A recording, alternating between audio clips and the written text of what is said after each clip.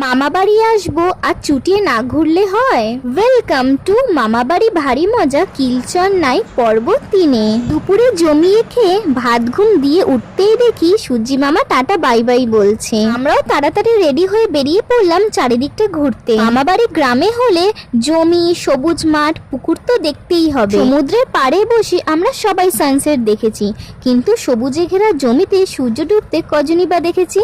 এই আম গাছটায় থোকা থোকা যা আম হয়েছে, মনে হচ্ছে সবকটা আমি পেরে নিই। গ্রামে এলে যে নানা রকম সবজির চাষ দেখতে পাবো, এটাই স্বাভাবিক।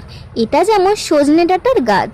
এই ছোট্ট মানুষটাকে দেখুন, ও হলো আমার মাসি। সন্ধে হতেই মামা তার পক্ষীরাজ ঘোড়া নিয়ে আমাদের সামনে হাজির হলো। অমনি আমরা দুই বোন মামার সাথে বেরিয়ে পড়লাম লং ড্রাইভে। না, দুই বোন একসাথে যায়নি। দুই বোন একসঙ্গে হতেও বা কি করে বাইকে। এখানে সেরম একটা গরম নেই, যেটুকু ছিল তাও চলে গেল। আজ তো ছিল শনিবার, তাই মার মেজো কাকার বাড়ি শনি ঠাকুরের পুজো হচ্ছে শুনে মা আমাদের নিয়ে পুজো দিতে চলে এলো। ওখান থেকে বেরাতেই দেখি ফুচকা মামা যাচ্ছে। ব্যাস ছুটতে চলে এলাম ফুচকা খেতে। শেষ কবে এখানে ফুচকা খেয়েছি মনে পড়ে না। ভেবেই এসেছিলাম এবার মামা বাড়ির ওখানে ফুচকা খাবো।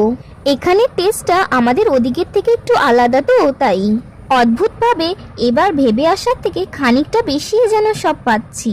যেমন এই খাটালে আসা। আমরা শহুরে মানুষ, না দেখা পাই গরুর আর না গরুর দুধের। খাটাল দেখতে পাওয়াটাও ভাগ্যের ব্যাপার। তবে দুধ দোয়ানোটা দেখতে পেলে ভালো হতো। আপনাদের পর্ব 3 কেমন লাগলো জানাবেন। দেখা হবে পর্ব 4-এ। বাই।